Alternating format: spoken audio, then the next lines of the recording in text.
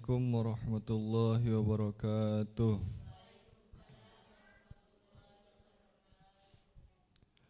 A'udzu billahi minasy syaithanir rajim. Bismillahirrahmanirrahim. Qad kanat lakum uswatun hasanatun fi Ibrahim walladzina ma'ah إذ قالوا لقومهم إنا براء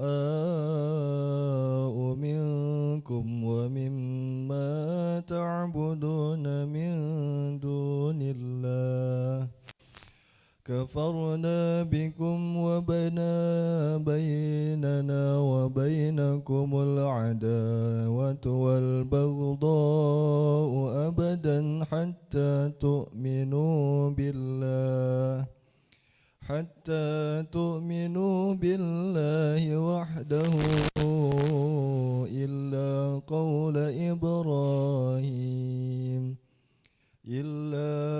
قول إبراهيم لأبيه لأستغفرن لك وما أملك لك من الله من شيء ربنا عليك توكلنا وإليك أنبنا وإليك المصير صدق الله العظيم.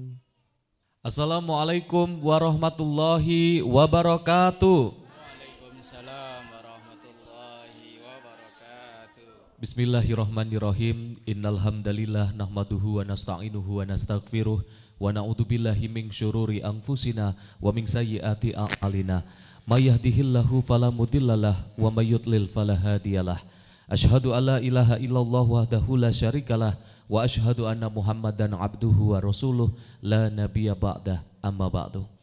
Pemirsa Sinpo TV dimanapun Anda berada, ibu-ibu jamaah yang insya Allah dimuliakan oleh Allah, puji syukur kehadirat Allah Subhanahu wa Ta'ala, karena di pagi hari ini kita masih diberikan limpahan nikmat berupa nikmat sehat, nikmat iman, nikmat Islam, sehingga kita masih diberikan kesempatan untuk bisa berkumpul dalam majelis ilmu, sekaligus kembali menyapa pemirsa Sinpo TV dalam acara Ngobrol Perkara Ilmu bersama dengan Ustadz Ahmad Haris Rizwanto. Ngopi yuk!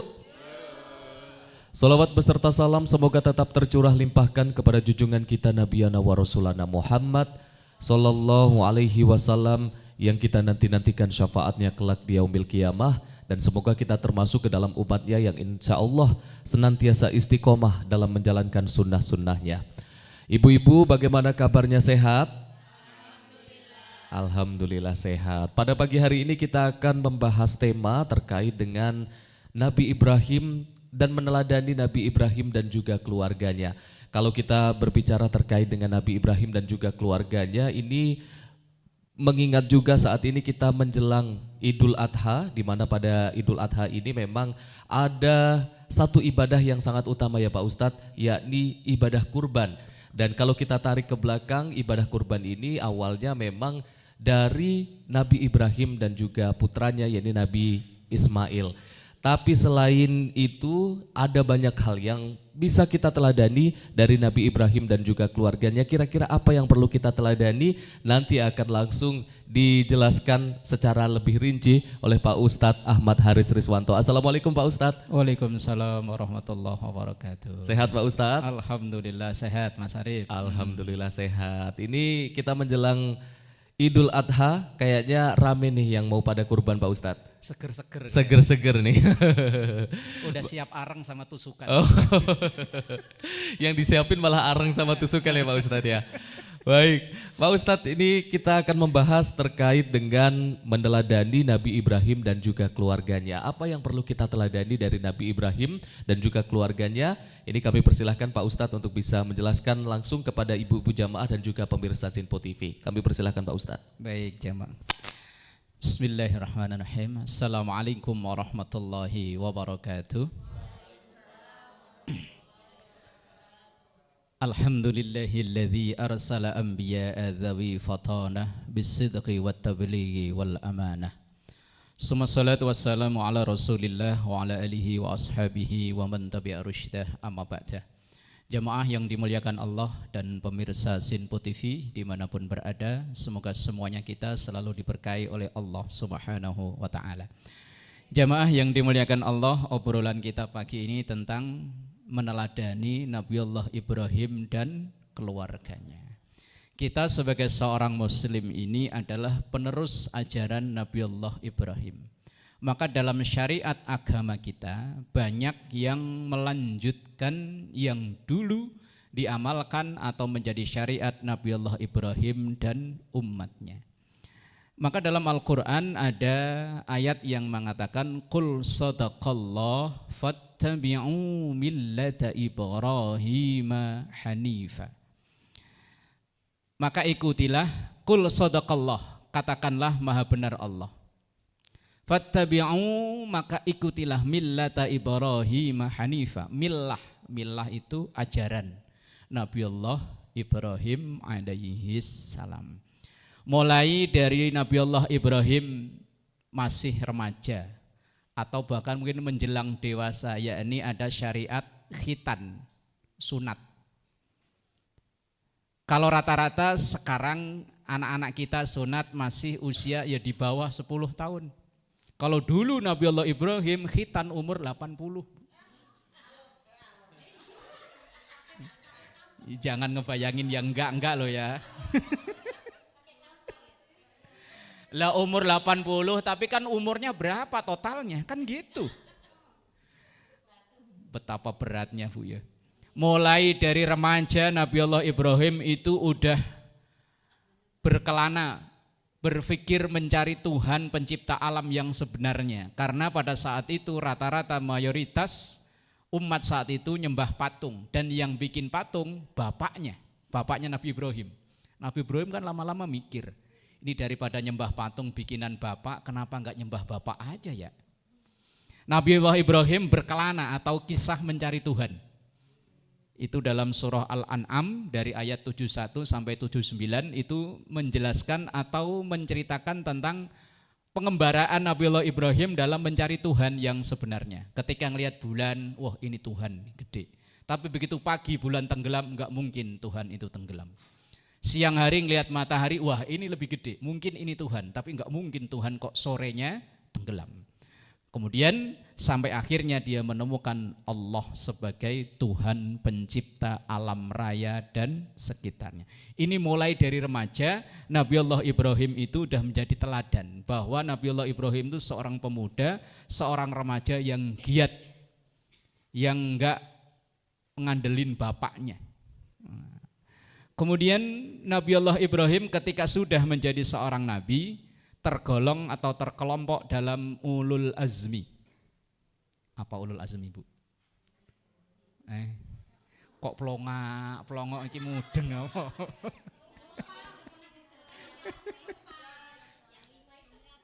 Nabiullah Ibrahim itu salah satu dari 5 orang nabi yang masuk dalam ranking ulul azmi.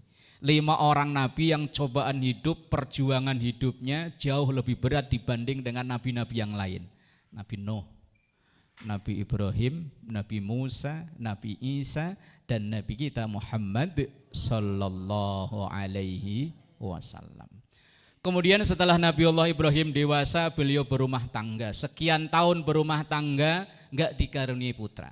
Akhirnya diputuskan untuk menikah kembali, baru punya putra. Sampai begitu putranya menjelang lagi lucu-lucunya, turun perintah untuk nyembelih Ismail. Jadilah syariat kurban yang sampai sekarang. Kemudian setelah Nabiullah Ibrahim dewasa berkeluarga, Ismail lolos dari penyembelihan itu, akhirnya berdua membangun Ka'bah yang sampai sekarang menjadi kiblat umat Islam seluruh penjuru dunia. Karena waktu terbatas, Mas Arif, insya Allah sesi berikutnya kita lanjutkan kembali.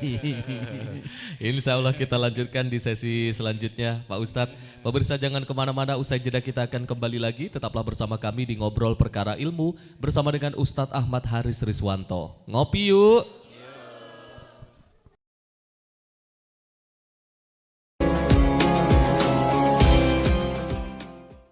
Pemirsa Sinpo TV dimanapun Anda berada, Anda kembali menyaksikan Ngobrol Perkara Ilmu bersama dengan Ustadz Ahmad Haris Riswanto. Ngopi yuk. Pak Ustadz, kalau tadi mungkin ada materi yang belum sempat disampaikan, kita tahan dulu karena kita akan berikan kesempatan untuk ibu-ibu yang ingin bertanya. Tadi pas break udah pada rebutan pengen nanya ini Pak. Kami persilahkan. Assalamualaikum warahmatullahi wabarakatuh. Waalaikumsalam warahmatullahi wabarakatuh. Saya Ibu Anis dari Bekasi. Mohon bertanya Pak Ustadz, bolehkah orang yang belum akikah tapi ia ikut kurban? Mohon penjelasannya Pak Ustadz. Wassalamualaikum warahmatullahi wabarakatuh. Waalaikumsalam warahmatullahi wabarakatuh. Terima kasih Bu Anis. Selanjutnya kami persilahkan. Assalamualaikum warahmatullahi wabarakatuh. Waalaikumsalam warahmatullahi wabarakatuh. Nama saya Ibu Imas dari Bekasi. Mohon izin bertanya Pak Ustadz. Pertanyaan saya adalah apa yang harus kita teladani dari Nabi Ibrahim dalam masalah keluarga? Mohon penjelasannya. Wassalamualaikum warahmatullahi wabarakatuh. Waalaikumsalam warahmatullahi wabarakatuh. Ibu Imas dan juga Ibu Anis. Ini pertanyaannya akan langsung dijawab oleh Pak Ustadz. Kami persilahkan Pak Ustadz. Baik, jamaah yang dimuliakan Allah dan pemirsa Sinpo TV dimanapun berada. Pertanyaan pertama, orang yang belum akikah boleh enggak dia berkorban? Akikah dan kurban itu dua ibadah, walaupun ada kesamaannya, sama-sama motong hewan, tetapi tidak ada hubungannya sama sekali. Ini dua ibadah yang berbeda, walaupun sama-sama motong hewan. Kurban tidak disyaratkan orang yang berkurban itu sudah akikah atau belum. Karena akikah itu kesunahan orang tua terhadap anaknya. Sampai anak itu dewasa, sampai anak itu punya penghasilan tersendiri. Nanti setelah itu terserah anaknya mau akikah atau enggak. Jadi orang yang mau kurban tidak disyaratkan harus akikah dulu. Jadi enggak, rata-rata orang yang seusia saya apalagi yang dari kampung, saya yakin dulu enggak dikakai sama orang tuanya. Bener enggak? Iya, yang seusia saya ke atas loh ya. Kecuali yang lahir sekarang mah, iya. Jangankan untuk akikah Bu, buat makan aja. Makanya saya yakin, saya nanya ke mak bapak saya, mak saya dulu akikah, boro-boro akikah, makan aja susah mikirin akikah. Nah, maka ketika saya punya rezeki, maka kalau memang itu berdekatan atau bersamaan dengan waktunya kurban begini, yang utama adalah kurban. Tapi kalau tidak berkenaan atau bertepatan dengan hari kurban, misalnya bulan Muharram, bulan Ramadan, bulan apa, kalau memang kita punya rezeki dan dulu belum diakikai oleh orang tua kita, silahkan akikah. Jadi akikah itu tidak menjadi penghalang atau jadi syarat orang mau kurban. Memang banyak berkembang di masyarakat. Saya itu hampir tiap tahun dapat pertanyaan yang seperti ini. Orang yang belum akikah boleh enggak dikurban? Boleh, enggak ada hubungan apa-apa. Dua ibadah ini dua ibadah yang berbeda. Lah kalau saya misalnya punya duit cuma 4 juta, saya akikah apa kurban? Gimana yang bagusnya Bu? Dua-duanya. Satu hewan, dua niat. Boleh? Boleh. Itu sambil nyelam minum es teh. Niatnya dua-duanya boleh. Iya, pokoknya saya niat kurban dan akikah. Wes potong sendiri lebih baik. Kalau enggak bisa serahin ke masjid, ke musola. Tapi jangan lupa, wong kita nitip, namanya nitip. Ada jasa. Iya, apa namanya? Just tip. Motor parkir di perbelanjaan aja kita yang cuman berapa menit. Nah ini nitip hewan kurban suruh motongin, suruh bagiin, lah kok blong-blongan. Apalagi kadang masih request lagi. Ini saya nitip hewan kurban, nanti palanya anterin, pahanya kana anterin. Wah, itu mah nitip motong doang itu mah. Sunnahnya kurban itu potong diri. Kalau nggak bisa, namanya nggak bisa nyuruh orang. Lah nyuruh orang mosok kok. Nah gitu loh. Paling enggak ya begitu. Apalagi kambingnya nitip di masjid seminggu. Wah. Itu yang pertama. Jadi kurban dan akikah itu tidak ada hubungannya apa-apa. Yang kedua, apa yang harus kita teladani dari Nabiullah Ibrahim dari sisi keluarga. Nabiullah Ibrahim itu seorang kepala keluarga yang sangat demokratis, sangat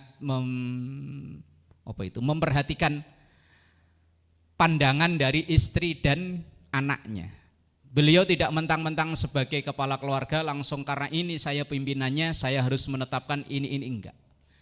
Ketika akan memutuskan sesuatu, Nabiullah Ibrahim itu rembukan. Rembukan itu bahasa orang Bekasi apa, Bu? Rapat. Berunding. Ketika turun perintah untuk menyembelih Ismail, putranya.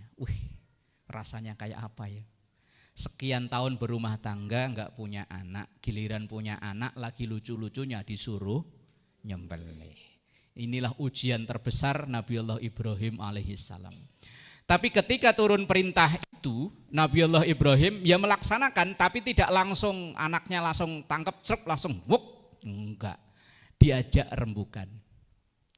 Inni ara fil manami azbahuka fangzur madza taro. Nak, saya semalam bermimpi dan ini menjadi wahyu untukku untuk menyembelihmu. Fangzur madza taro. Kalau begitu bagaimana pendapatmu, Nak? Jawaban anak soleh, ya abatif almatu marsatajiduni insyaallahu minas sabirin. Pak, manggilnya papa apa ayah kira-kira ya? Apa abah, apa babe, apa ramane? Ramane gitu ya. Kalau memang itu perintah Allah, laksanakan, insya Allah termasuk orang-orang yang sabar. Jawaban anak soleh. Kalau jawaban anak pinter mungkin enggak begitu, Bu. Nak, saya disuruh nyembelih kamu. Anak pinter jawabannya, kenapa enggak bapak aja sih? Anak pinter. Coba anak-anak kita sekarang kan banyak kan pinter-pinter ya. Kalau disuruh, emak aja sih.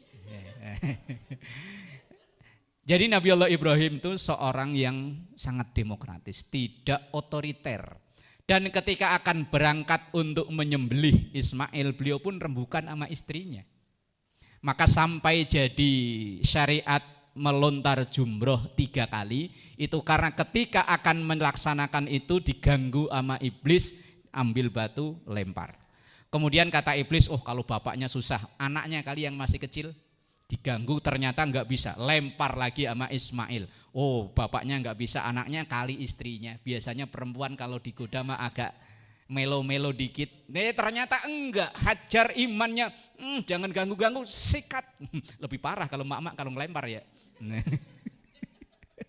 Jadilah syariat haji melentar jumroh yang sampai sekarang. Wallahu a'lam Bisawab. Baik Pak Ustadz, kita akan lanjutkan lagi obrolan kita usai jeda pariwara. Pemirsa jangan kemana-mana. Usai jeda kita akan kembali lagi. Tetaplah bersama kami di Ngobrol Perkara Ilmu bersama dengan Ustadz Ahmad Haris Rizwanto. Ngopi yuk.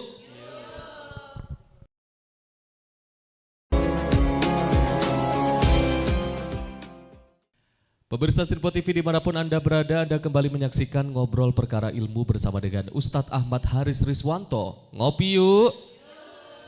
Pak Ustadz, mungkin tadi ada materi-materi yang belum sempat tersampaikan atau sudah semua Pak Ustadz? Kalaupun belum, ini kita beri kesempatan kepada Pak Ustadz untuk menyampaikan sekaligus closing ataupun kesimpulan terkait dengan materi meneladani Nabi Ibrahim dan juga keluarganya. Kami persilahkan Pak Ustadz. Baik, jamaah yang dimuliakan Allah dan pemirsa Sinpo TV dimanapun berada. Dalam Al-Quran yang tadi dibacakan di opening oleh qari kita, dibacakan bahwa qad kanat lakum uswatun hasanatun fi Ibrahim walladzina ma'ah. Sungguh ada untuk kalian. Kalian itu berarti kita umat Islam. Uswatun hasanatun. contoh yang baik. Fi Ibrahim, dalam diri Nabi Allah Ibrahim, walladzina ma'ah, dan orang-orang yang membersamai Ibrahim. Yang membersamai berarti keluarganya. Dan juga dalam ayat yang lain, kul sadaqallah fattabi'u millata Ibrahim hanifa wa ma kana minal musyrikin. Ikuti yang menjadi millah atau ajaran Ibrahim, dan Ibrahim itu sekali-kali tidak termasuk orang yang menyekutukan Allah. Mulai dari syariat yang diwajib atau yang ada dalam umat Islam kita, khitan tadi sudah sedikit saya singgung, juga berawal dari Nabi Ibrahim. Kemudian kurban juga dari Nabi Ibrahim. Walaupun kurban pertama itu berawal dari konflik percintaan. Loh, senyum-senyum asal ada orang ngomong cinta. Loh, konflik percintaan pertama itu bukan di sinetron, Bu. Adalah konflik antara putra Nabi Allah Adam, Qabil dan Habil. Karena dijodohkan, yang Qabil enggak terima, dijodohkan dengan yang katanya menurut dia jelek. Akhirnya dites, diperintah untuk kurban. Yang Habil diperintah kurban karena dia seorang peternak hewan ternaknya, yang Qabil karena dia petani, ya kurban dengan taninya. Ternyata salah satunya diterima oleh Allah dan satunya enggak. Itu kurban yang pertama. Kemudian berlanjut, dan yang kita ikuti adalah yang dilakukan oleh Nabi Allah Ibrahim alaihissalam.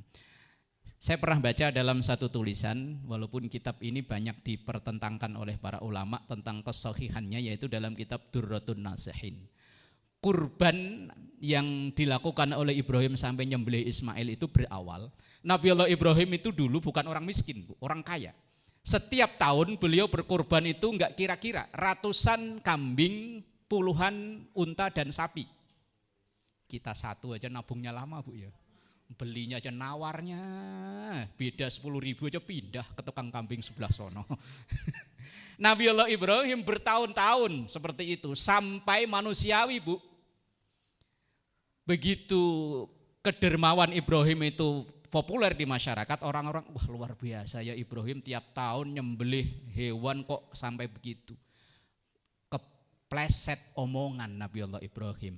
Jangankan sapi, kambing, unta, kalau saya nanti punya anak, kalau memang diperintahkan untuk nyembelih, saya sembelih. Bener. Setelah sekian tahun punya anak, Nabi Allah Ibrahim lupa omongannya dulu.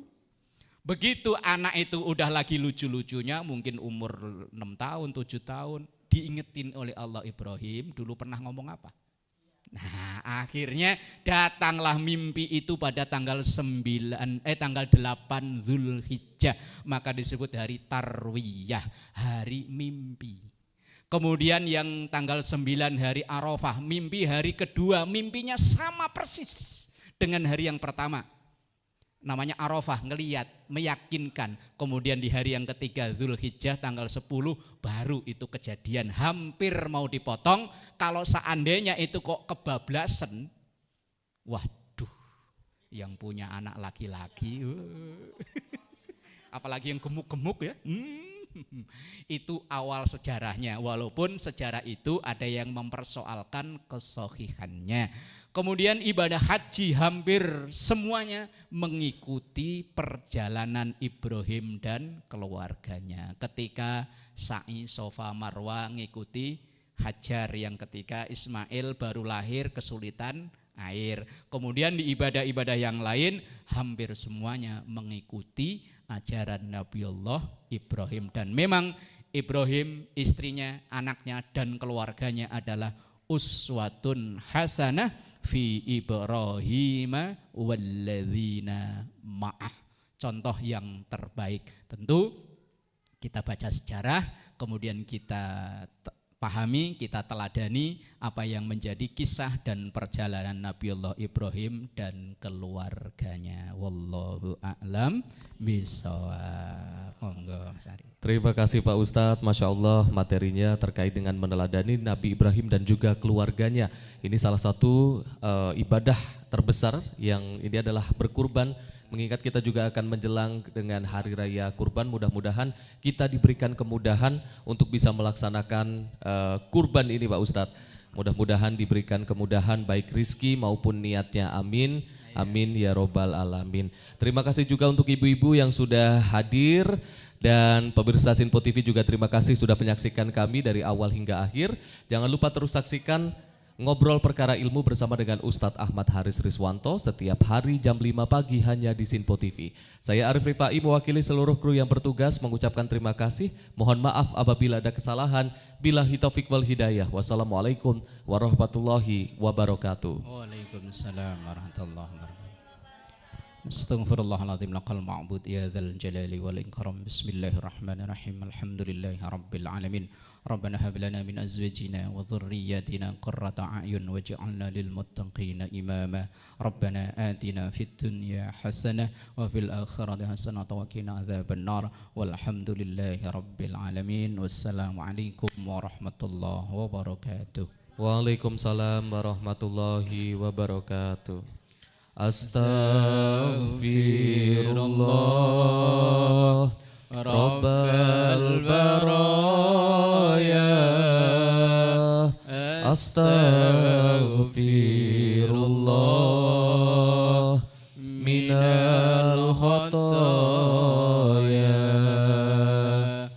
Astaghfirullah Rabbal baraya. Astaghfirullah